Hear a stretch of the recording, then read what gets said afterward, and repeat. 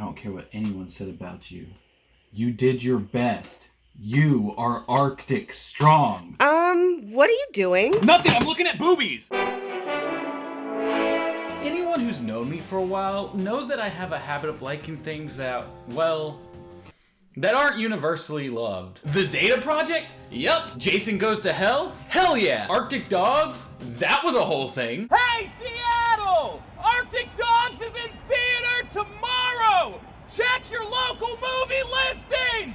Woo! Being in debt? That's my favorite pastime. But none of these really run as deep as my love for Minions. I'm not sure what it is about these guys, but there's no denying they make me happy on some level. Now, this all started out kind of ironically. I dropped out of college in 2012 due to money problems and had to move back in with my mom. And I'm sure you all get how moms seem to be the target market for these little yellow Twinkie looking boys. You've all seen the Facebook memes. Those horrible, horrible Facebook memes.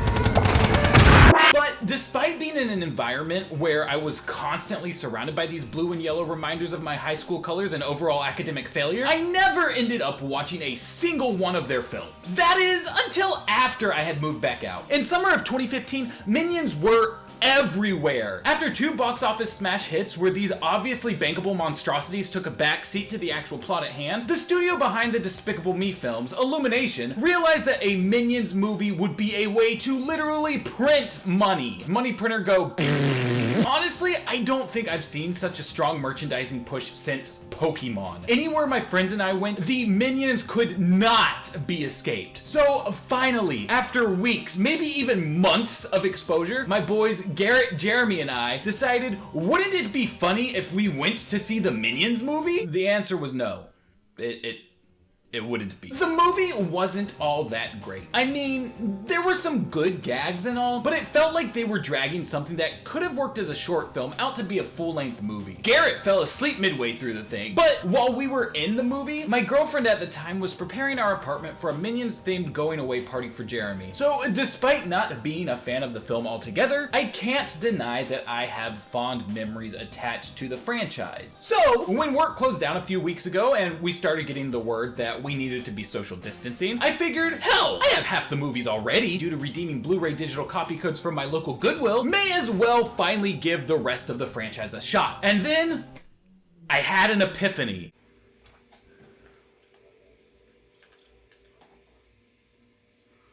Wait a second. April Fool's Day is coming up. I can turn this into content. That's right, it's April 1st. The first issue of Batman The Adventures Continue is out now on all digital comic retailers, and being the DCAU channel that we are, well, that's right, my friends. You're in for a ride, because today we're going over the entire Despicable Me series. That's 4 films, 14 short films, and even a theme park ride. Granted, there are probably a couple things that I missed, like tie-in children's books, and some of the short films don't really have any info to help place them. But damn it, I'm trying my best, and series co-creator Cinco Paul said he appreciates my efforts. What? You thought we'd be able to make a video on that Batman thing in less than a day? We're good, but we're not that good. So, without further ado, I present to you the Minions Timeline! The earliest events we see in any of these films come from the opening of Minions. While no specific dates are attached, we watch the Minions evolve from single-cell organisms and come onto land to serve their first master, the most evil being they can find, a T-Rex. Historical records suggest that T-Rex lived in the time between 70 to 65 million BC, but it's not clear whether or not that time period holds for the Minions verse. You see, almost right away, we come across our first slight continuity kerfuffle. After the T-Rex, we're told that Minions served cavemen throughout the Stone Age. In our world, this takes place between 2.5 million BC and 2000 BC. However, on top of seeing this play out in Minions, we get an additional piece of material that takes place during this time via the short film Cro-Minion. And dinosaurs, specifically pterodactyls, are shown to exist concurrently with the caveman. In our universe, scientists suggest pterodactyls went extinct around 66 million years ago. So this throws any solidified dates regarding dinosaurs powers into question. So, for now, we know minions evolved, served a T-Rex, and then served cavemen during the Stone Age. Following this, the minions relocated to ancient Egypt and assisted in building the pyramids, or at least one pyramid. They ended up dropping it on the rest of the Egyptians, resulting in a heck of a lot of deaths for a PG film. While it's not specified which pyramid this is, some have suggested it may be the Great Pyramid of Giza, constructed between 2580 to 2560 BC, as a callback to the first Despicable Me film. But it makes more sense to me to be the Pyramid of Djoser, earliest of the pyramids, which was constructed sometime between 2630 BC to 2611 BC. Who knows? And more importantly, how much difference does it make in the long run? Keeping with the minion origin, after leaving Egypt, we catch back up with the minions during the Dark Ages on Dracula's 357th birthday. Being that the Dark Ages lasted between 476 to 1453 AD, and Dracula was based on Vlad the Impaler, who lived from 1428 to 1477 AD, it would seem that we're likely sometime between 1428 to 1453, and thus Dracula was born sometime between 1071 to 1096 AD. Not that it matters much either way, they end up killing the guy on accident. Again. Roughly 400 years later, we see the minions now serving Napoleon Bonaparte sometime in the early 1800s, between 1804 to 1821. They accidentally blast him in the ass with a cannonball and flee the French army out of fear for their lives, setting up an encampment in an iced-out cave where they end up living until 1968. Not much is known about the outside world while they're in hiding. A couple pop culture events occur, which I'm not too concerned about listing because, Wow, these movies love their pop culture references. and a couple in-universe businesses are established, like the National Museum in 1851, some business called Poisons and E something or other in 1878, the first annual Villain Con is held in 1879, Pig Spleen Pub opens in 1907, Pennsylvania Best Bank in 1925, the Daily Grue newspaper is founded in 1926, the same year Queen Elizabeth II is born. By the 1940s at the latest, the Keeper of the Crown begins his job protecting the crown jewels. In 1945, Professor Flux begins his work on time travel. In 1952, Elizabeth II becomes the queen, and somewhere in the midst of this all, Scarlet Overkill begins fantasizing about becoming queen at 5 years old and begins her criminal empire at the age of 13. Now in the 60s, on September 28th, 1960, Felonious Grue, the main character of the Despicable Me franchise, and his twin brother, Drew Grue, are born to Robert and Merlina Grue. While still infants, their parents divorce and the twins are separated. The birth date comes from a background check report that was mostly fabricated by the minions that includes fun info like Felonious being crowned Galactic King of the Crab Nebula in 1932, receiving a Nobel Prize in 1951, being knighted in 1982, and being awarded a Medal of Honor in 1991, but it's the only concrete date we have for a birthday, so that's what we're sticking with. There is one more potential option, but we'll get to that in a little bit. I'm stuck outside the house because I've worn this shirt like 7 days in a row now, and my girlfriend doesn't like the smell. You guys remember that Legion of Superhero videos we just did where I put tape over it and it said leg ions? We're selling those now. We got merch in the merch store. It is cold out here. The idea was I was gonna be sitting in the fridge and pop out for this ad, but my fiance said that was a bad idea. She didn't want me to break the fridge. But we could afford to break a fridge if you guys buy enough of these shirts. Buy that merch. Let me break my fridge, please. I need to do laundry. We now return you to your normally programmed content. I'm holding this really close to my face. James is gonna be mad, and I just thought about that. I thought you locked the door for a second. I should have. In 1968, the main events of Minions play out, and man, did they want you to know what year it was. We see it come across the screen when the Minions first come to New York, seconds later on a big old billboard of Richard Nixon, in the window of a record store, not even a minute later on another ad in the same record store, and on banners once we finally make our way to Villain Con in Orlando. The film sees three Minions, Kevin, Stewart, and Bob, leave the isolation of their ice cave, head to New York where they find out about Villain Con in Orlando, make their way down to Florida where they come to work for Scarlet Overkill, who wants them to steal the crown jewels for her, while in England, Bob accidentally pulls out the sword and the stone and is crowned king. Scarlet gets mad because she feels she's been betrayed. They turn the crown over to her, accidentally crash her coronation while trying to apologize. Kevin accidentally turns the dial to W for Wumbo, wrecks shop, the day is saved. The rest of the Minions make their way to England, where a recrowned Elizabeth II thanks Bob, Stewart, and Kevin, only to have the ceremony crashed by Scarlet, who steals the crown again. But while making their escape, Scarlet and her husband Herb are frozen over by a young Felonious Grue, with the the movie ending with the Minions running after him hoping they found their new boss. 'In 1968, the main events of Minions play out, and man, did they want you to know what year it was. We see it come across the screen when the Minions first come to New York, seconds later on a big old billboard of Richard Nixon, in the window of a record store, not even a minute later on another ad in the same record store,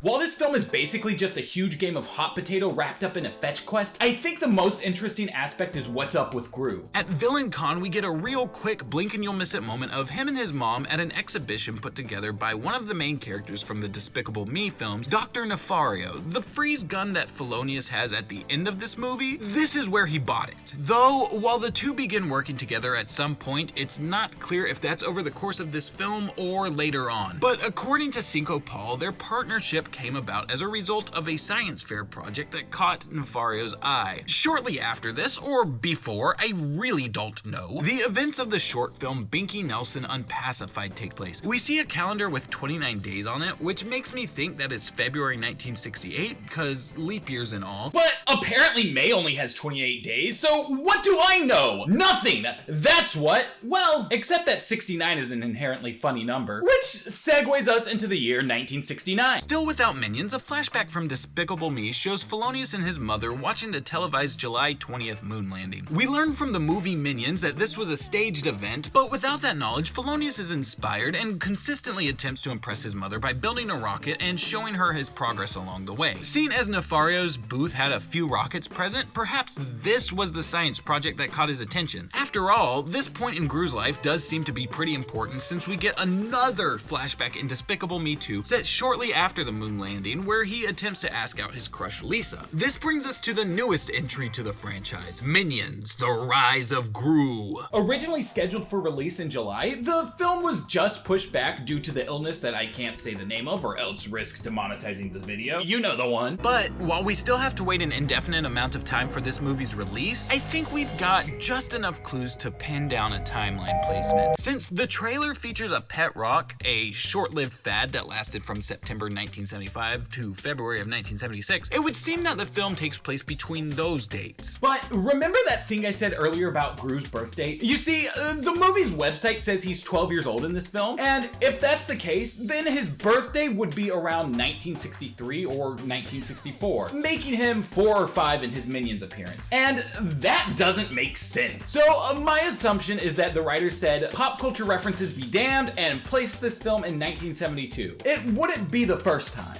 After all, Minions featured the Beatles' Abbey Road photo shoot, which took place a year later in the real world's 1969, and even had the Minions perform an entire dance routine from Singing in the Rain while still in isolation, and that movie definitely didn't come out in the 1800s.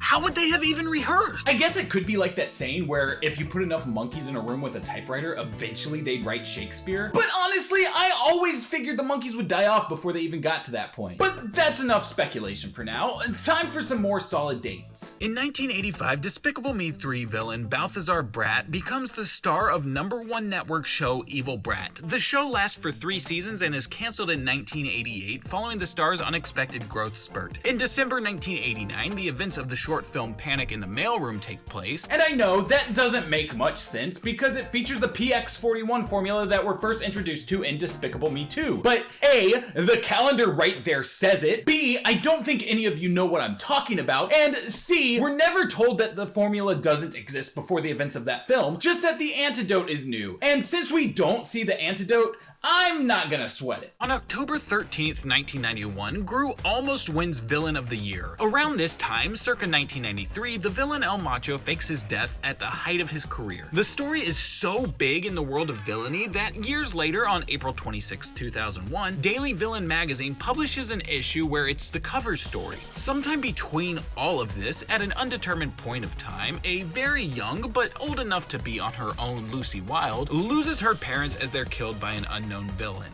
No! Not the porn star. The love interest from Despicable Me 2. These are kids' movies. What's wrong with you? Around 2001 to 2002, Gru's adoptive daughter Margot is born, and her younger sister Edith is born sometime between 2004 to 2005. Also in 2005, Jane Square begins to work at Paradise Mall. By late April 2007, the final of the 3 sisters, Agnes, is born. In 2008, Lola Pandora loses weight that she continues to look for in 2013, and in 2009, 2010, Gideon Pleasant is fined for reading at 3,000 words per minute. Shortly before the events of Despicable Me in 2011, Gru and the Minions steal the Jumbotron from Times Square, as well as the Las Vegas Eiffel Tower and the Las Vegas Statue of Liberty. And this finally brings us to the three main films of the franchise. In May of 2011, the events of Despicable Me play out. Gru adopts Agnes, Edith, and Margot, attempts to steal the moon, and ultimately he returns it. Shortly afterward, the adoption agency comes to make sure Gru's house is suitable for children, as seen in the short film Home Makeover. In May of 2012, a few months after Dr. Nefario creates a weapon that can turn anything or anyone into minions, the events of the Universal theme park ride Minion Mayhem play out on the anniversary of the girl's adoption day, and later that year, in November, Agnes participates in her school's Veterans Day pageant. The events of Despicable Me 2 begin in early April the following year, when a lab that's been experimenting with PX-41 is stolen. 3 weeks later, following Agnes's 6th birthday party, Gru is recruited by Lucy Wilde to work for the Anti-Villain League to crack the case. Ultimately, the two take down the culprit, who they find out was El Macho, finally coming out of hiding. Lucy and Gru end up falling in love, and after 147 dates, get married. If we assume they went on one date a day, this would place their wedding in October at the earliest. Before their wedding, all the way back on July 7th of 2013, the short film Training Wheels takes place. Annoyingly enough, the newspaper that we get this date from also says that Agnes is 4 rather than the 6 years old she just turned in Despicable Me 2, but we can't assume that the film actually takes place 2 years later because there's a car registration that expires in 2014 and it just doesn't work. So the newspaper is wrong, despite the fact that it's the Daily Gru and whoever works for the paper should absolutely know Agnes's age. And would you look at that? Despicable Me 2 comes out summer 2013. Are these just movies inside of movies? What is going on? Why does this movie end with auditions for the Minions movie? And why does Cinco Paul seem to suggest that the Minions movie is actually just a memory implanted in genetically engineered minions? No, I can't let myself get distracted. We're reaching the final movie. Okay! Despicable Me 3 takes place in early 2014. Despite no date being given in the movie, we know it's not long after the wedding, as the film deals with the girls adjusting to their new mom, Lucy, who says herself that she's still new to the mom thing. Migos' 2014 song Fight Night is played in universe, so I'd like to believe that that's enough to suggest that we're out of 2013, although pop culture references have been mismatched before in this universe. Also, this film reveals that Margot is 12 years old, and Cinco Paul has revealed she's 12 at the same time Agnes is 6, so we likely haven't yet passed a full year since the last film. On top of the upcoming Minions sequel and the planned Despicable Me 4, the only things we know that happen after the third installment are, in 2015, one of the mini versions of Professor Flux travels back in time to VillainCon 1968, but that future is destroyed when Professor Flux from 2 weeks from now accidentally kills the original. And finally, on March 22nd, 2037, Dave's ID card expires. And there you have it, the entire Despicable Me timeline. Well, most of it. I honestly wasn't able to figure out where to fit the short films Orientation Day, Banana, Puppy, Competition, Mower Minions, The Secret Life of Kyle, Yellow is the New Black, Santa's Little Helpers, or Minion Scouts. And honestly, I don't think you'd be able to figure it out either. I've done what I can. I've watched so much Minions these past few days that I feel like my eyes are going to bleed. I'm gonna take some me time and put on something that has nothing to do with Minions. I've heard that Secret Life of Pets is pretty good. Maybe I'll try that.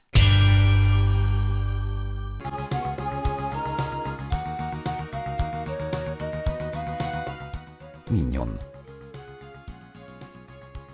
Minion is very funny. But Minion will be dead.